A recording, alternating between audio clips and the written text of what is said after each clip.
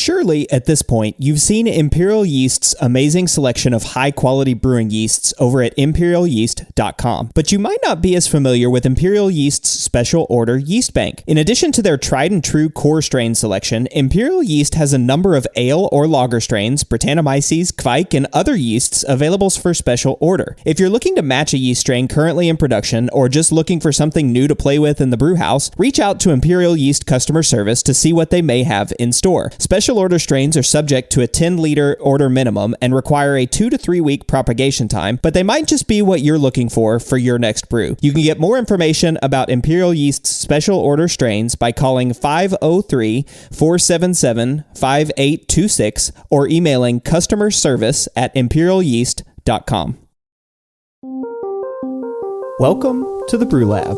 When I first started brewing, I was so impressed by the fact that you could make beer at home that I didn't really care about the science. It was just so cool and so much fun to create something that tasted good and that others enjoyed sharing. And as I got more and more into brewing, I got more and more into the science of how things work, and I've come to realize that much of the magic of brewing comes from enzyme-catalyzed chemical reactions. So what are enzymes and how do they work in brewing? I'm your host, Cade Job, and today in the lab I've got Shilpi Halemane, and now head brewer at Wolves People Brewery, which is actually very recent, so congratulations, Shilpi, on your new gig. Again, head brewer at Wolves People Brewery here in Oregon. Shilpi's a longtime pro brewer. He's worked at large-scale regional breweries like Widmer Brothers, and also at microbreweries like Logsdon Farmhouse Ales, and of course he's now the head brewer at Wolves People Brewery, which is also a farmhouse brewery here in Oregon. Shilpi's also a graduate of the Oregon State Food Science Fermentation Program. He's had a lot of experience using enzymes, both those that are added to the brew from external sources, or so-called exogenous enzymes, and those that are naturally present in raw ingredients, or so-called endogenous enzymes. We'll talk about those terms and the role that enzymes play generally in chemical reactions and brewing, and we'll spend most of the show talking about different types of enzymes. The ones you probably know, well, like the amylases that break down starches and sugars during the mash, and the ones that you might not know as well, like alpha-ketolactate decarboxylase. Shilpi's got scientific knowledge as well as practical tips and tricks to share about using exogenous enzymes and using different processes and tools to modulate those naturally occurring or endogenous enzymes. It's a lot to cover, but it should be lots of fun. If you haven't yet clicked on the button to become a patron, please consider doing so. So in addition to those feel-good vibes of helping to support the work we do here at Brewlosophy, you get access to a bunch of awesome rewards depending on the different pledge level that you choose. You can get access to Brewlosophy contributor recipes that we've never published, new discounts each month to YakimaValleyHops.com, and for $3, access to a monthly live Q&A session with a special guest from the brewing industry. This month's guest is the head mead maker of Moonlight Meadery, Michael Fairbrother, and I haven't personally had the pleasure of trying a Moonlight mead, but they are constantly rated highly on the best in the business list. Michael's been making mead for a long time, and he knows a thing or two about making it good. How do you get rid of those egg fart smells? What's the difference between Fermaid O and K? All of these questions are things that you can ask a professional mead maker for you to better understand how to make great mead. To register for this, you need to become a patron at least the $3 level, and so please check it out and be a part of Michael's live cast. Get the information that you need by visiting patreon.com/Brewlosophy. Thank you to everyone that's left a rating or review of the show. We're almost to 100 ratings in Apple Podcasts. I love reading your reviews. They're important for other listeners like you to find the show, and also they help us make sure we're bringing you the content that you want to listen to. So let's get those reviews up over 100, and if you haven't left a rating or review yet, please do so. Feedback is brought to you by the clever folks from North America's leading hop suppliers, Haas, who developed Incognito, a 100% all-natural hop product crafted to deliver highly concentrated flavor while maximizing brewing efficiency and reducing process loss. You wanted more varieties, and the Haas team heard you. Incognito is now available in 8 of the most popular Whirlpool hop varieties: Centennial, Chinook, Citra, Equinox, Eldorado, HBC 472, Mosaic, and Sabro. All the hoppy goodness you expect without adding any actual hop matter means less process loss, increased profits, and best of all, more beer. You can learn more about Incognito and all the other innovative products Haas has to offer at johnihaas.com. That's John, the letter I, Haas.com. All right, listener Chance wrote in. He says, hey there, just finished listening to episode 62 of the Brew Lab. That's the one with Dr. Maria Mutsoglu, where we talked about carbon and nitrogen and its impact on yeast starters. And he said, so in light of that information, what should a starter look for a typical 5-gallon batch? So thanks for the question. I've answered it a couple of times on a couple of different shows, but I think I'm just going to make it really short, simple, and easy, except that I can't. It's a little hard because we don't do a whole lot of cell counting at the homebrew level, and it's dependent on how many cells you start with. Based on Maria's growth curves and pitch rates, you need something like 5 liters of starter to get to what we would consider a normal number of yeast cells in a homebrew batch. But I was able to do a 2-liter starter with 43 grams of DME and 5 grams of yeast nutrient. That's just yeast nutrient that I got from the homebrew store, and it worked. You can go to brewlosophy.com, search for yeast starter, and you can follow along with the recipe that's on my experiment. That batch actually fermented faster than the other one. So again, 2 liters of starter, 43 grams of DME, and 5 grams of yeast nutrient. Now, based on my calculation, that's grossly underpitching the amount of, quote, needed cells in order for the batch. So if you're using a pitch calculator or something and using this method, those pitch calculators aren't going to show you the amount of cells that you might actually need. So here's the thing. We need a little bit more research on this at the homebrew level. And if you are going to do this, here's my call to action. If you're listening to the show and you're a home brewer and you're interested in this, send me the results of your yeast pitches at these lower starter levels, these very low sugar concentration levels and high nutrient. And let's do some crowdsourcing on this. Let's sort of see if we can put together some sort of, manifesto or some sort of best practices on using this method. I think it's got a lot of opportunity for some really fun playing around at the homebrew scale. And listeners like you, Chance, can help me do it. So if you've tried this method, shoot me your results. And hey, if you're willing to send me a beer, I'll take that as well too. All right. Well, I'll be back in just a few minutes with Shilpi Halemane talking about brewing with enzymes.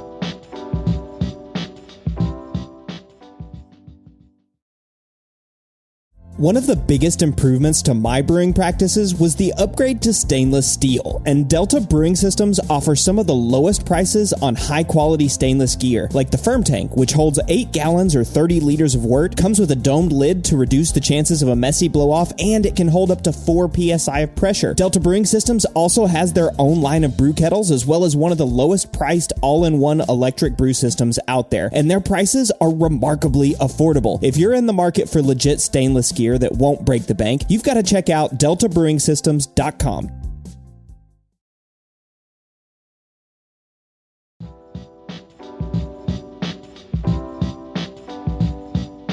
From a high level, brewing is simply converting starch to fermentable sugar and then letting yeast process those sugars into alcohol and CO2.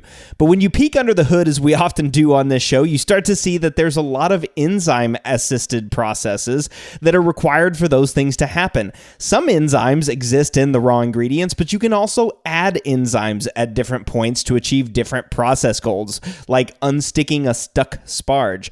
And with me today to talk about brewing with enzymes is Shilpi Halemane, head brewer at Logsdon Farmhouse Ales. Shilpi, welcome to the Brew Lab.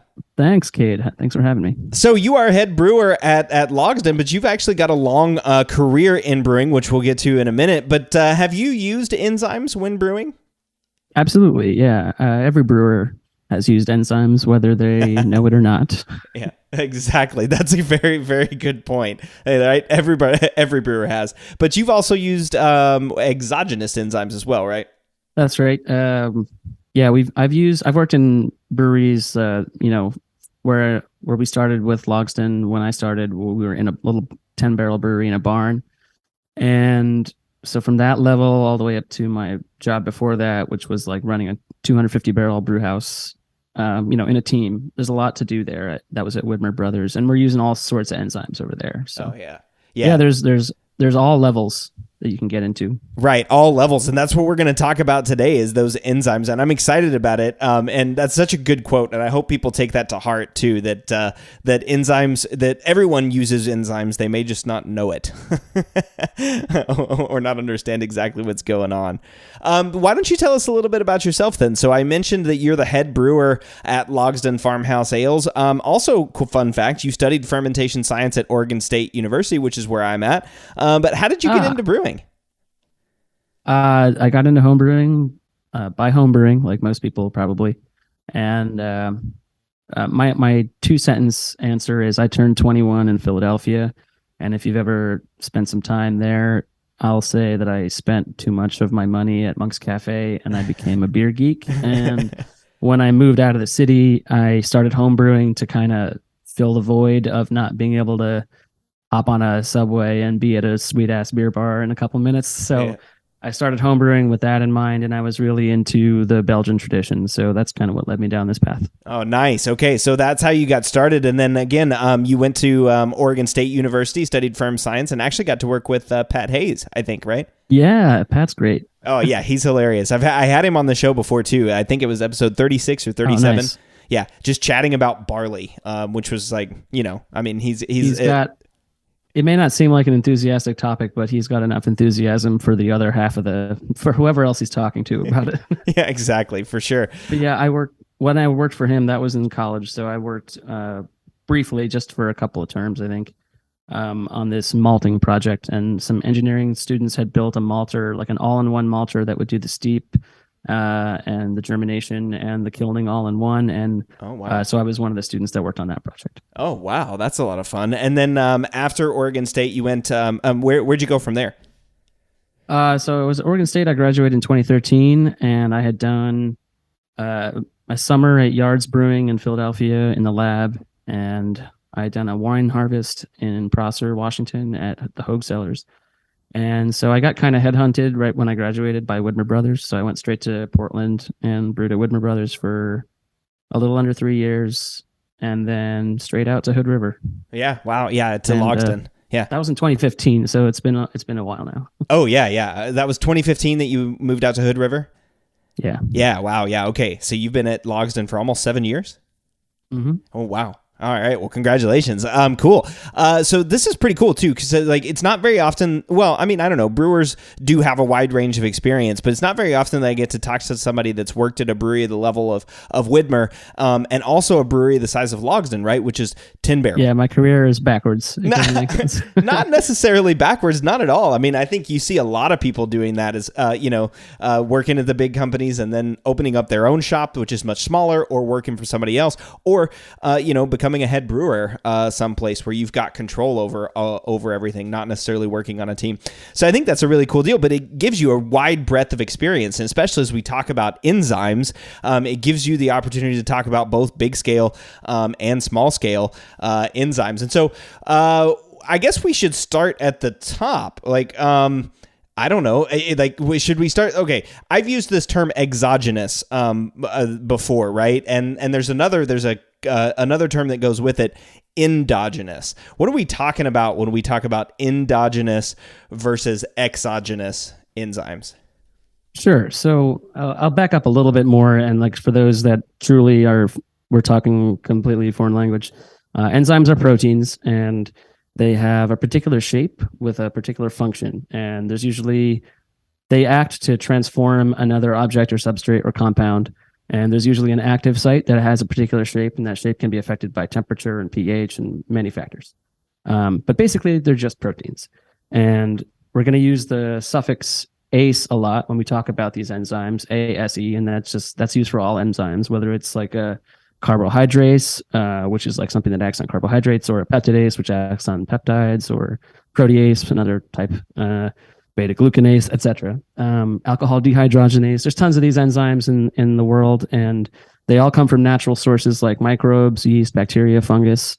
And And yeah, they're hugely important. They're doing things all the time behind the scenes. So, well, that's a good point. I mean, they stop you right there too, because that's right. Like, I jumped ahead to this endogenous versus exogenous, but we should spend a minute talking about what are enzymes. I love what you said there, that active site, right? Because and they're doing things, they're acting, they're helping reactions happen. But that active site changes based on a lot of different factors, right? Temperature, pH, all that sort of stuff. Yeah, it's kind of like the square peg round hole sort of thing. Sometimes you have the right enzymes, but the conditions are not optimal, so you get no results. And that's often, and then the inverse of that is we manipulate the conditions to get the desired results, which is what mashing is all about. And that's where brewing really takes place. So, okay, well, and we'll get to there. yeah, we'll get to there. But that's kind of this whole endogenous versus exogenous issue, right? Yeah, so endogenous enzymes are enzymes that are contained within the unit. Let's say if it's a cell in your body and it's an enzyme that cell can manufacture, then that's an endogenous enzyme. If it's a yeast's enzyme that it secretes, that's endogenous. If it's inside the barley kernel when it's getting malted and being released that way, that's endogenous. So it's natural to the system. Exogenous being things from external to the system. So things we're adding, whether it be in the mash tun or in the fermenter, or well, I can't really think of any other places to add them, really. Right? So yeah, those would be the places. Exactly. Yeah. Whether we're adding them in the mash tun or in the fermenter. Okay. Yeah. So that's really all we mean, right? Is enzymes that are contained in the system. I like the way that you said that. Right. Versus enzymes that aren't. Right. So we'll talk about various types of enzymes, and I think that's how we'll divide the show. Right. So let's talk first about like exogenous enzymes, adding enzymes to the system, and then we'll talk about how you can manipulate those naturally occurring enzymes. There's going to be a lot of overlap in this, by the way, right? Because a lot of the enzymes that we're adding exogenously actually already exist maybe just not in the concentrations that we need. And I was going to ask this question, but I think we've already answered it. It's fair to say that if you're brewing, you are using enzymes, right? That's right. If you're brewing all grain, at least we should maybe clarify that, because sure. If you're brewing with extract, then you don't really need to think about this as much, although some of the downstream additions of enzymes might be interesting to you, like Clarex or ALDC or something like that. But yeah. Generally speaking, brewing involves manipulating carbohydrase enzymes like amylase and alpha and beta amylase, proteases if you do protein rest in your mash. You're manipulating the pH if you do acid rest, or just on its way up, the mash pH drops, which gets you into the optimal acid range. The temperature involved, it's all designed about optimizing conditions for these enzymes. So that's the reason we mash in the range we mash and do all the things we do. Yeah, that's a good point, right? And again, while we're talking about this exogenous versus endogenous, another word or another term to describe it that you've used that I like as well is it's like naturally occurring, right? And naturally occurring means it's just there. You don't have to add it. It's not like something that needs to be added. But there are enzymes that can be added, and this is where it gets a little complicated, right? Just because they're being added doesn't mean they weren't there in the first place. It just means they may not have been working, right? Or some of them. That's true. That's a very good point. Like when we talk about some of the gluten reducing enzymes, some gluten grains don't actually have the enzymes necessary to convert the starches to sugar. So they needed to be added, or you need to do a cereal mash or something like that to get the conditions right. Mm-hmm. Yeah. And there are ways to add. There's a way to add endogenous enzyme exogenously, which is kind of confusing. But let's say you're making a rice lager, right? And you want to convert that rice starch. So you need extra amylase in the mash tun. You could do it by adding powdered fungal amylase that you purchase from a supplier, or you could mill some 6-row malt and throw that in there too. I see. And that has a huge diastatic power, so that you can get a lot of natural source things that way. You can be clever and combine methods like that. Yeah, so rice doesn't have that amylase, which we'll talk about in just a minute, but barley does. So combine barley with it, and thus that makes sense, right? Why large commercial brewers are historically added corn or rice, and 6-row, because it's got a high diastatic power. Okay, cool. I don't want to get too far ahead, but I do want to talk about you mentioned. that. Yeah. So we're talking about exogenous first? Well, right? Yeah. Let's talk about exogenous first. So I'll ask that question first. Like, what kinds of exogenous enzymes have you worked with? Like, what's out there? So, like, set the stage just sort of broadly, and then we'll dig in. Sure. So I think you already mentioned the gluten issue. So a really popular one right now is Brewer's Clarix, also known as Clarity Firm. And these are technically originally chill haze reducers, and they have the added benefit of reducing gluten in malt beverages. And so those are two that would be added in the fermenter. You can add them while cooling wort to the fermenter so that they're there the whole time. And should I get into mechanisms now? Sure. Yeah. Sure. Go for it. Yeah. Sure. So that one in particular is pretty interesting. It's fungal. It's a fungal source. And the way these long chain polypeptides in the wort that cause chill haze work is they're just like coiled up proteins.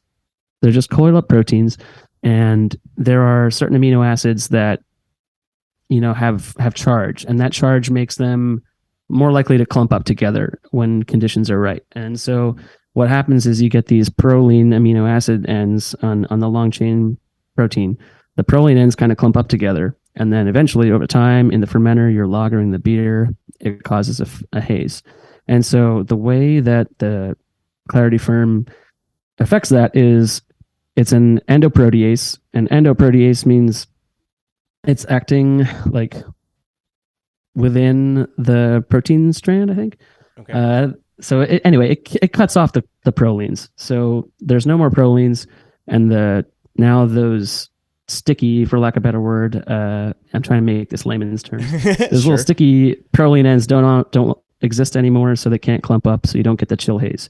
Now, the thing that many people with gluten intolerances or sensitivities are sensitive to happens to be that amino acid proline. So by reducing that off, you effectively make the beer safe for them to drink. Interesting. But, your mileage may vary. You should talk to your doctor. Well, yeah, of course. We don't want to give anybody health advice, especially on the show. I'm not a doctor, and I know you're not either.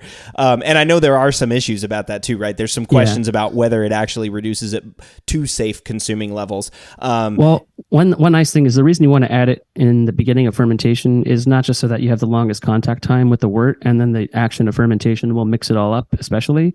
But those little prolines that are floating around in solution will get taken back up by yeast when they're making new cells. So if you can get as much of that enzyme to act in the respiration phase as possible, then the yeast that are growing will use up the prolines and fully remove them from solution. So that's kind of nice. Yeah, that is nice. So talk me through then how you add that. So you're racking, the wort is out of the heat exchanger and it's going into the fermenter. You just put it right into the fermenter or in line, or how are you doing that? In line, yeah. We did it in line right at the aeration stage. So okay, it's getting aerated, and we had a little peristaltic pump, and we would just make sure to keep that clean and sanitary, and then into the cool wort it goes. We haven't mentioned yet, but these proteins, these enzymes are all heat killed, much like bacteria. So you don't want to destroy them by adding them to high temperatures. That's a really good point, right? We mentioned that active site. Maybe we should spend some time here for just a second too, right? Like we mentioned that active site is important, right, for an enzyme. And you mentioned like the round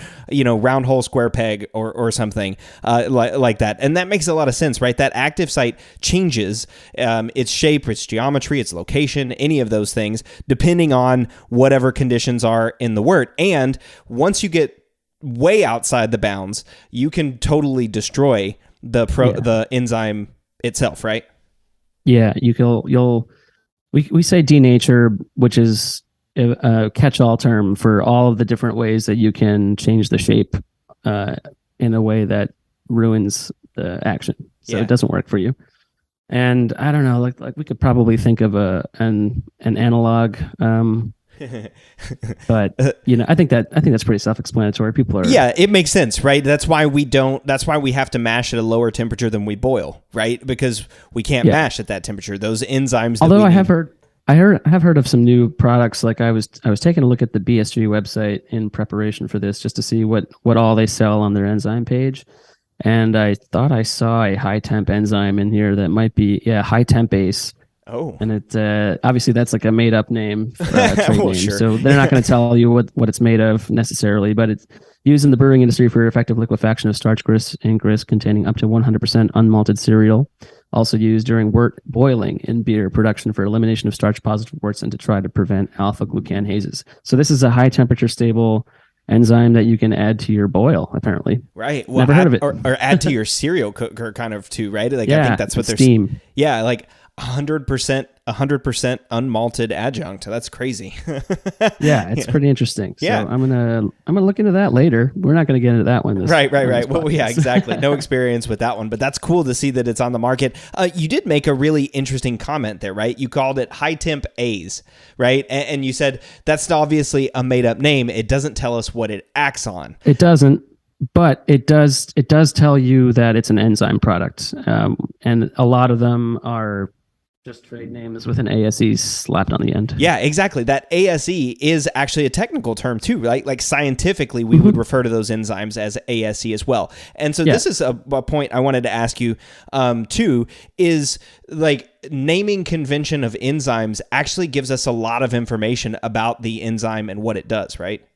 Yes, generally it tells you what it acts on. It doesn't exactly tell you what it's converting things into. So like amylase, for instance, tells you it's acting on amylose, but it doesn't tell you that you get maltose out of it. You'd have to have to know more about it and do some reading. Or like the difference between alpha amylase versus beta amylase, right? Like it doesn't tell you what alpha or beta has anything to do with it, but you know then that amylase is working that. Or like, oh, here's a great one, beta glucanase, right? Like we know like as brewers, like, oh, okay, beta glucanase, it's working on beta glucans and probably reducing those because beta glucans cause haze. But yeah, it is not exactly telling you what's happening downstream. Yeah, exactly. It's not exactly telling you what's happening downstream, but there is a lot of information that enzyme name, and that's why enzymes are like alcohol dehydrogenase. That one maybe is a very good one too, right? That one's produced by all of us in our livers. Yeah, exactly. Help us break down alcohol. Right, alcohol into acetaldehyde, right? Yeah, exactly. So let's see. We could go down a list here. Another more recent addition to the enzyme world for exogenous enzymes is ALDC. ALDC. Which is a nice like boon to a lot of brewers that are having diacetyl issues or diacetyl issues, I should say. Yeah, ALDC is alpha-acetylactate decarboxylase. Correct, alpha-acetylactate decarboxylase. So it's an enzyme. It prevents the formation of diacetyl by breaking down its precursor straight to the end product that the yeast would normally reuptake diacetyl and make, which is acetoin. So you have this compound during the early phase of respiration. That's a byproduct of the synthesis of valine, which is an amino acid that yeast need to make new cell walls. So they're doing this thing, and they're creating this acetylactate, which is an acid. And that stuff leaks into the wort through the walls of the yeast, and it gets oxidized because this is respiration. There's still oxygen in the wort. And so it turns into diacetyl in the wort, not in the yeast. And the yeast will take it up at the end of fermentation because it's still hungry. It's looking for stuff, and it'll take it back in and metabolize it further to acetoin, which is harmless. And this enzyme just does that for the yeast the whole time of fermentation. So if you add this at the start of fermentation, then any diacetyl that is created due to oxidation in the wort will be further turned into acetoin before the end of fermentation. So effectively, you can not do the diacetyl rest. So nice. This is a huge savior to a lot of people. There are some other reasons you would want to do a diacetyl rest. Maybe if you're dry hopping, there could be some hop creep and extra VDK from that you want to get through. But having all this enzyme in solution already will make that faster as well. So when would you add ALDC if you were going to add it? You would add it into the fermenter. I would add it upon knockout, like in cooling, so that you're not denaturing it, and it's present at the moment when it's present during respiration. I think that'll be where it's most useful and easiest to get it all mixed in if the churning of fermentation mixes it all in. if you add it like when you're dry hopping or something like that, there's no guarantee that it's going to get mixed in or that you have the adequate time in solution for it to do its thing. You may still have to do a VDK rest. Yeah. That makes sense. And so these two, the Clarity Farm Brewers Clair X, you can add that at the same time as ALDC, and they are achieving two separate goals: one, diacetyl reduction; the other one, reducing haze, and also gluten reducing. Yeah, they shouldn't interact. Yeah, they shouldn't interact. And they're all colorless, odorless, flavorless. Cool. Yeah, and so that's two really cool solutions that you have like right there at fermentation. What about others? Sure, and later we can get into ways to manipulate the mash to get not similar results, but like doing the best you can without using extra enzymes, which is like the Logsdon way, where we're just as few ingredients as possible, not messing with it too much. Yeah. So let's see, what else could we add? We can add proteases, which can simulate the effects of doing a protein rest. If you only have the ability to do an infusion mash and you want to brew something that has really, really good head retention and stuff, you may want to break the protein down into shorter strands because the shorter strands make a tighter emulsion. So I see. You can add protease for that reason. A lot of people add amylase these days because barley crops are unpredictable. So sometimes you're getting a lot of malt that's not going to convert as well as it used to, and maybe you're at a scale where it would be inconvenient to change the recipe, so you add some enzyme. If you're small enough, you can just add a bag of malt and take care of it. But big place, they're like, oh, we have to add an extra 2,000 pounds of grain to account for this bad malt. Or we can add 300 grams of enzyme powder and get the same efficiency we used to. Yeah, that makes a lot of sense for efficiency there. So okay, and there's some breweries that were doing this. The larger breweries, the ones that are really looking at the bottom line, they'll have been doing this even in good crop years because they can use less malt. Right, use less malt and put more enzyme in there and get higher yield, right? So that's what those amylase enzymes are going to do. They're going to break down the starches, the amylose and amylopectin, into fermentable sugars, and I get a higher yield out of their beer. Yep. Yeah. And then that's cool too. So you were talking about the proteases as well. That's something I just learned. I didn't know that the shorter strand proteins make a tighter emulsion, and that makes a lot of sense to me. I'm sort of wondering now, with all these troubles with haze and hazy IPAs, if they're not adequately managing their mash, and that's what's either dropping the haze out or causing it to drop clear. Mm-hmm. It's an interesting thing. Like one of the solutions to your chill haze could be Clarity Firm or Clair X, which can reduce your lagering time, let's say. Mm-hmm. But you could also just have done like a 20-minute protein rest. Sure. 3 weeks ago or something, and that would have maybe gotten you the same result. Interesting. Okay. Depending on your malt and the style of beer and, tons of things. How many hops went into it, how many polyphenols from that is causing your haze, et cetera, et cetera. Mm-hmm. And I'm guessing, so one of the biggest benefits then of this exogenous enzyme is these are solving a lot of issues, right? I mean, or helping you solve problems, right? Or maybe not even problems, but just achieve better goals, right? Higher efficiency or like maintaining your haze. There's kind of a consistency and ease of use component to the exogenous enzymes. Let's not kid though. Sometimes they can create problems too. Oh yeah, give me an example. That's great. Yeah. The classic example to me was the brief but loud brute IPA movement, which was adding a bunch of amylase enzyme, usually, and like people were adding it to the fermenter, and that's going to cause the beer to ferment wildly out of control all the way down past 0. Mm-hmm. Which, if that's what they're going for, is cool, but it was often causing a further breakdown in package. And so you had these like huge buttery beers. And like when the beer is only like 4% and there's not much else to taste, that kind of ruins it. So there's a safe way to use that. I would say use it in the mash and then extend the mash out, and you can get a nice, really dry fermentable wort.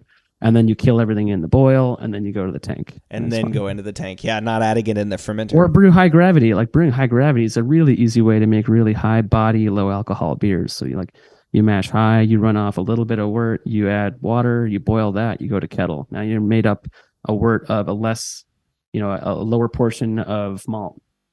it's more water, so you're going to get a drier beer, and you can make your low session beers that way. Right, by just blending water back into the beers, yeah. Or I guess you have to have a de-aerated water or something that's got no oxygen in it, so you're not oxidizing your. But yeah, brewing is definitely one of those, like, it's like driving before Google Maps. You have lots of different options. You just open the map and start plotting your route. You can get there a lot of different ways. Yeah. Nice. That's that's awesome. And you can very easily get lost. Yeah, right. And you can very easily get lost. Well, and speaking of getting lost, I mean, that's one of these enzymes that I think a lot of people are lost on right now too. Is and I don't know if you have experience with these, but it's the thiol releasing enzymes from the wine strains. Right? People seem to everybody wants to use those, but then my experience, I've used them a couple times. I'm not getting huge thiol release just by using those exogenous enzymes. But I don't know about your experience. I've not used the ends. Well, I've had some beers and like seen the process go at a friend's brewery. So I've seen some of the results, but he also used a thiolizing yeast and also added like Sauvignon Blanc powder and stuff. So like, yeah, it tasted awesome, but and it smelled awesome, but it's hard to know what did what. Right. I did brew with one of the Omega strains over the summer. Cosmic Punch, and I didn't use any enzymes or anything. I just wanted to see what would happen from the yeast itself, which has been modified to secrete that enzyme lyase, beta lyase.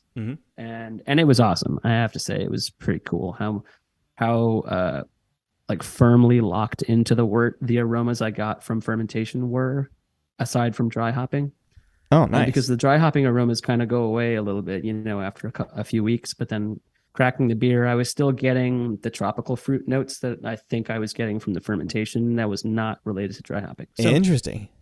I would like to try some more of that stuff. Yeah. So, well, we've talked about. I mean, we've spent a little bit of time here talking about a bunch of different levers that we can pull in order to use naturally occurring enzymes or endogenous enzymes instead of exogenous enzymes. So I want to dig more into those details. So let's take a short break, and when we come back, we'll look at how manipulating naturally occurring enzymes in raw ingredients is an alternative tool that you can use in your brewing.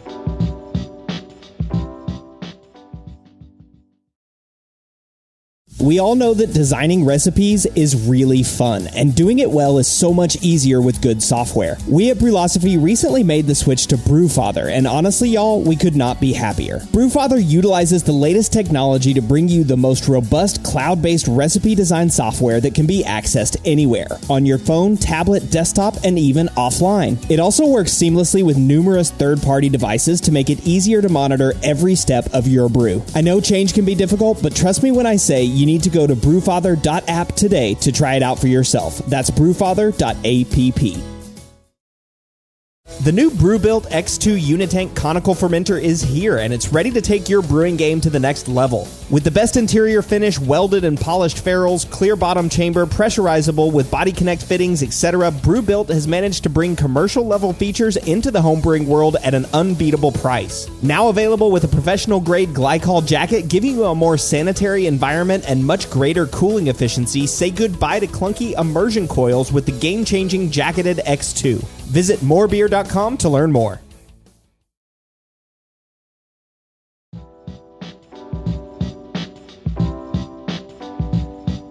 If you're experiencing problems in the brew house, or if you're trying to improve your brewing consistency, adding exogenous enzymes could help you meet those goals. But Shilpi, as you mentioned, many of these enzymes already exist in the raw ingredients, and they might just need some help from the brewer. So manipulating naturally occurring enzymes is a really positive way, and sometimes maybe even an easier way of achieving these brewing goals, right? It sure is, Cade. Yeah. I couldn't resist. Okay, so every brewer that has brewed all grain is used to doughing in or striking at a certain temperature, and that temperature is targeting the optimal range for amylase enzymes. So in the barley malt kernel, you have a bunch of starch, and that starch is made up of amylose, which is a bunch of glucose molecules connected to each other end to end linearly. And then you have amylopectin, which is a bunch of those linear chains as well, but it also has branching. So there's a lot more nodes where like 3 glucose molecules come together. And you have two versions of amylase that we use in brewing or deal with in brewing. We have beta and alpha amylase. We'll start with beta because it's a lower temperature one. And I have my notes that I'll refer to, but basically we all know that you get a more fermentable wort if you mash at a lower temperature, and a less fermentable wort if you mash at a higher temperature. And the reason for that is the lower temperature, the enzyme that you're promoting is cleaving off little malt units from the end of those linear chains. So in an amylopectin branched molecule, it has more of those ends to clip from, but you only have so much enzyme, and the enzyme has to physically get to the active site where it needs to work. So that's why we mash at a certain hydration ratio, because we want to optimize the mobility of enzyme to get around the mash. And we mash at those temperatures to promote either beta or alpha amylase. Alpha amylase, on the other hand, has a slightly higher temperature range, a slightly different pH range also, but we usually simplify when we're talking about mashing, and we go for this one optimal pH for infusion mashing, but they technically have slightly different ranges. And that amylase version will create dextrins. So it will cleave in between, like not just from the reducing ends. It will cleave, willy-nilly, so to speak. Yeah. It's an easy way to think about it. Like in the middle of the chain. It's not going just at the end and chopping off two molecules. It's just kind of jumping in and chopping like right in the middle, like rough chopping. Yeah. And so you get a mixture of maltose and these branched dextrins, and they can be, anywhere from 3 glucose units in that branching, or hundreds. And this is the way it is. And then when you decide to stop mashing, you move your wort over, you boil, enzymatic action stops, and then the wort is as you've made it. So those are the two main enzymes. Right. The two main mash enzymes. Yeah, and those ones, the main thing that those are doing is making your wort, again, like that's making you're getting you the fermentable sugars that yeast can consume. Right. And I think most homebrewers who have been to a homebrew shop that have chewed on some malt kernels while deciding what to make have noticed it gets sweeter as they chew, and that's because we also have alpha amylase in our saliva. And let's see, is there anything else we should talk about regarding that, or you want to talk about beta glucanase or proteases or anything? Yeah, let's talk about beta glucanase and proteases, because I think that's one of those questions too. I think a lot of people listening to the show are going to understand, like, yeah, that's why we're mashing in that specified range for amylase and beta, or beta and alpha amylase. But then what about these other ones, right? Like beta glucanase and proteases. I mean, those are interesting ones and also mash enzymes, right? Yeah. So proteases, we're talking about protein rest. There's not a whole lot of protein in malt. There's just a few percentage points by weight of protein in there. It's mostly starch and bran and whatnot. But the protein that is there can really affect how the body of the beer comes out and the foam quality at the end.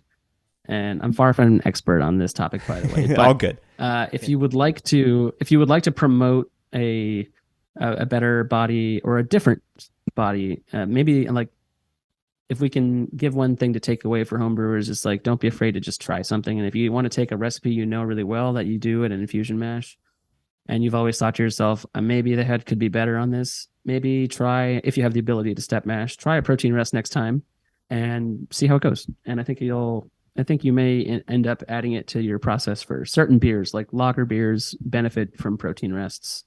That's pretty undebatable. Yeah, that's an interesting one. And again, like protein rest, right? Just a little bit lower temperature than you're doing for the beta amylase, right? And especially if you've got an all-in-one or an electric brewing system, or something where you've got a lot of control over your brew house. I mean, commercial brewers, it's interesting. I always hear this too. I hear commercial brewers say all the time, we're not set up to do protein rests. And I'm not really sure why that is. Most mash tuns, most brewers are trying to maximize the wort volume of their mash tun and kettle situations. So if they want to get a full kettle at a certain gravity, they have to use a certain amount of malt in the mash tun, and there may not be space to do another infusion of water. Because to get the temperature of a mash at the right hydration ratio, like if you have enough water in there to have enzymes be mobile, then you have to have like at least like a quart per pound of water or so, right? And so you may not have enough space in there to add hot water to get to saccharification temps after that if you don't have a steam jacketed mash tun. And also, you may have to add boiling water, which means you have to tie up the kettle. So you can't do this if you're doing multiple brews per day because the kettle is not available to boil water for your infusions. It's way easier as a home brewer to get around that. Yeah. But yeah, if you're a brewery that has a steam jacketed mash tun, though, might as well mess around with it. Okay, yeah, interesting. That's a good point, right? So there's equipment limitations that might encourage the use of these proteases then exogenously, right? Yeah. Yeah. And time. Yeah, and time, right? Yeah, exactly. And time, right? Like because again, the protease is helping with haze. That's going to clear up. A lot of that stuff is going to clear up and drop out. With lagering. Similar to the protease situation is the beta glucanase. The protein rest range could be further. You could zoom into that protein rest range and then look at different types of proteins. And beta glucanases are kind of in that protein rest area, on the higher side, if my memory serves. Mm-hmm. But yeah, beta glucan is like soluble fiber that can be broken down by these enzymes, which can significantly impact the viscosity of the wort and lead to like better mash efficiency without gumming it up. And you can maybe use less. If you want to make a higher gravity beer, doing a protein rest is a great idea because you can get higher strength runoff and use less water in the mash because you'll have the ability to mash a little bit thicker. I see. Yeah. Yeah. Yeah. And that's just another one. And it'll aid with separation. Like your lautering should improve. It'll be less viscous per given sparge temperature. So you may not have to like sparge with 182 or whatever it is you're used to sparging with to get your efficiency. Yeah. And again, we're talking about like all of these enzymes that we've mentioned thus far, right? Amylases, beta glucanase, proteases. Those all are already in the malt, right? In malted barley. Yep. 100%. Yeah, and we're just talking about making process tweaks to do this. So these aren't things that you have to add exogenously. You can, but process we should tweaks. Maybe specify. Yeah. We should maybe specify that they're in your base malts. Yeah. Good point. Your specialty malts, not necessarily. Your crystal malts, not really. Pretty roasted out of existence by then, and definitely anything higher in color than like 40 Lovibond probably is not going to have much. Right, not going to have many of these enzymes because they've been cooked, essentially, right? They've been kilned, high temperature dried, and that denatured those enzymes. And then also, too, as I understand, a lot of gluten-free grains, and then also your adjuncts, right? Like corn and rice. And I think wheat malt will have these enzymes, but unmalted wheat wouldn't necessarily have much of these enzymes, right? Yeah, that's right. Wheat can be malted just like barley, and it has pretty good conversion potential. Most people don't brew straight 100% wheat beers, but if you were to do so, you would expect a little bit less efficiency than if you had a little bit of barley malt in there. Classic example from like the food science world is all bread flour and most all-purpose flour has barley flour in it, for barley malt flour specifically, so that you can get a faster fermentation when you make dough, so you get a faster rise. Because without it, you would be waiting like that entire first day would be starch hydrolysis and the slow conversion of that starch into small little bits that the yeast can actually eat. But the addition of a little bit of barley malt flour just kickstarts the process and gets you to have those 2-hour bread rises. That's interesting. I had no idea about that. There's just a little bit of bread flour in there. Mm-hmm. And so this is a sort of a question. I don't know. Maybe you can answer it, but this is a question. So sort of like, Widmer, I guess, is the owner of Omission, right? I mean, that's their big gluten reduced brand, right?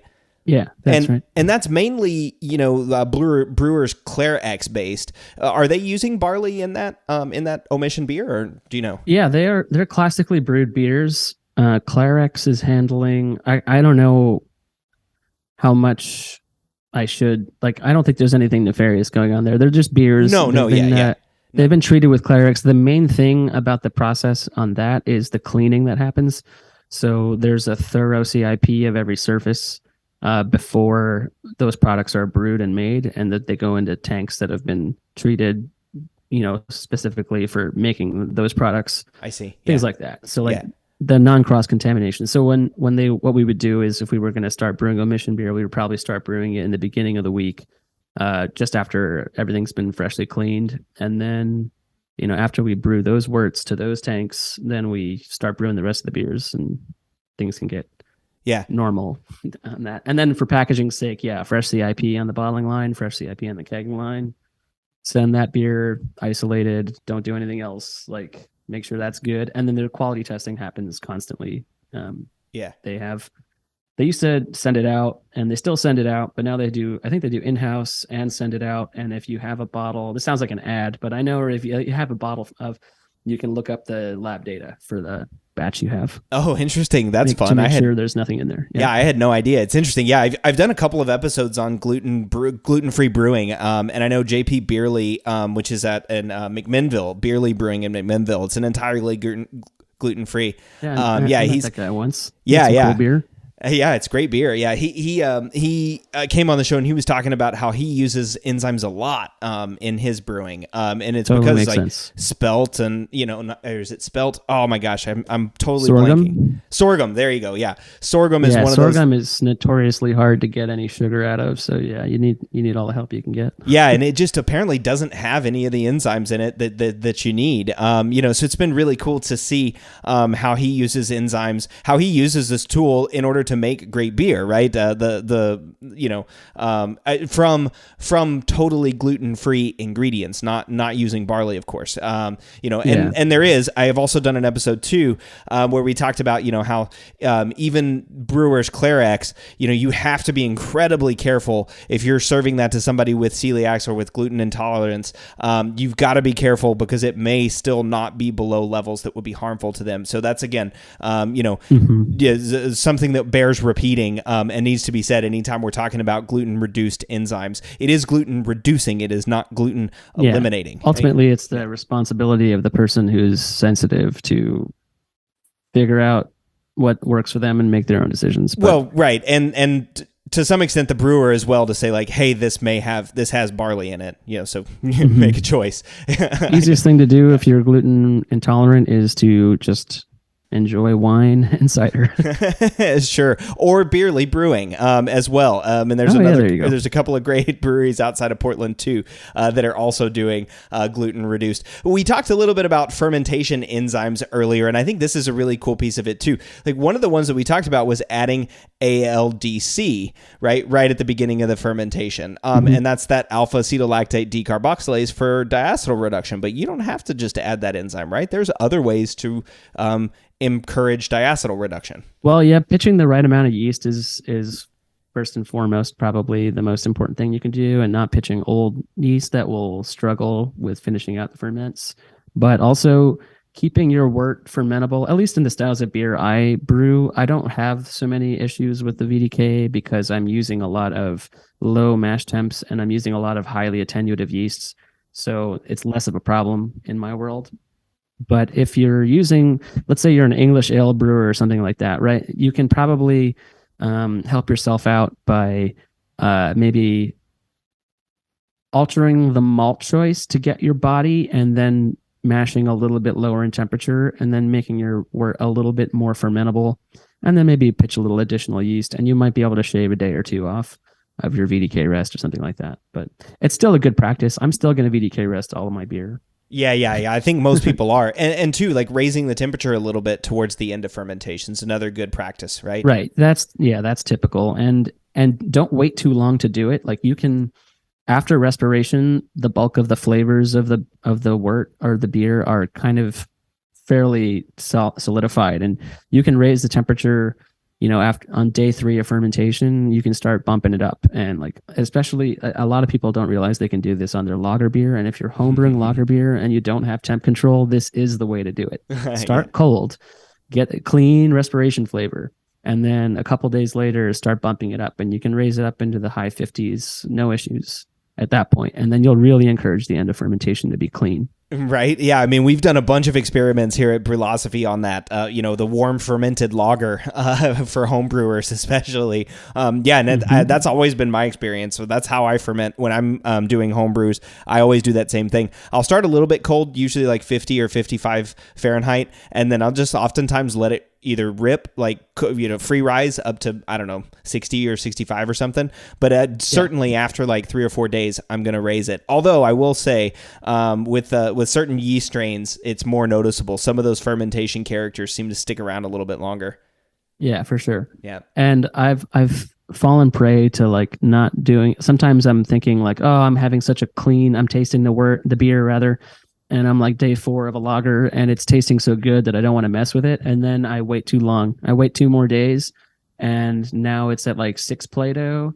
And then I turn off the jackets and it doesn't have enough oomph to like actually free rise anymore because it has to compete against all the cold glycol that's already in the jackets. Yeah. Yeah. And it's just not going to make it. So it's in that scenario, I mean, depending on the starting gravity of the beer, if it was a 10 Plato beer, I'm not going to free rise it at 8.5. But if it was like a right. 15, 16 Plato beer, I wouldn't feel bad about turning the jackets off in the high single digits and letting it do its thing there.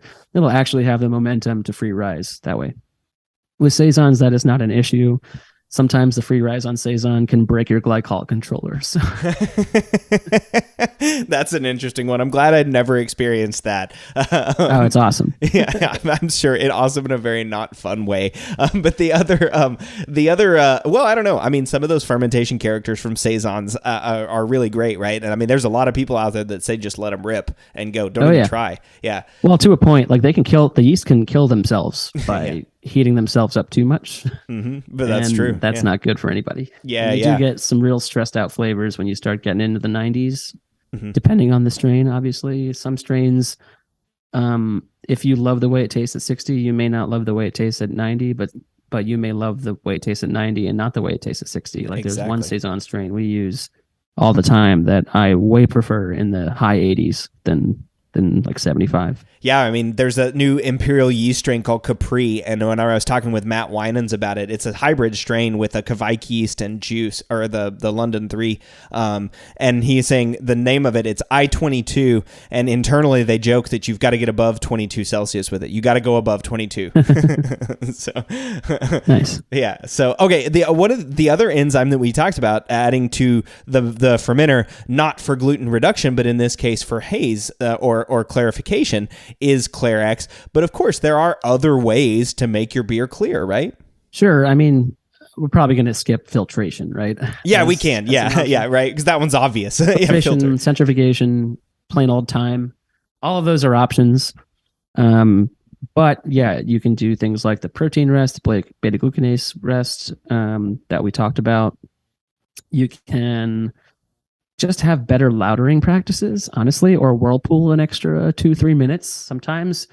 If you have a big kettle, depending on your kettle geometry and the shape of the hop dam and stuff, like that a couple extra minutes in the whirlpool will get you really clean wort to the fermenter. And if you get clean wort to the fermenter, yeast will usually settle on its own unless you're using some annoying yeast strain, and there are plenty, I know. A haze positive yeast strain, yeah. Right. Yeah. Or like just dusty DuPont yeast or something like that. Notorious. And then you can obviously use finings. So we haven't really talked about other additives, just enzymes, but there is a wide world of additives out there. And if you're comfortable using things like, what is it called? Irish moss or isinglass or well, yeah, if you have those things in the Whirlflock, Irish moss, isinglass, some of those are hot side, some of them are cold side, like isinglass, cold side. PVPP, biofine. That's the one I'm trying to think of. I was like, it's on the tip of my tongue. Biofine is the current, like, probably leading product I've seen brewers using, and used to be gelatin. If you're a home brewer, that still works great, and you can always go that route. Yeah. All of these other sort of additives and ways that you can improve clarity without using enzymes, but it is cool to think about, like using Brewer's ClairX. I mean, that one, like you said, and then lagering. Yeah, at time, right? Time. Yeah, that's the most important one. Yeah, yeah, exactly. Which a lot of beers seem to get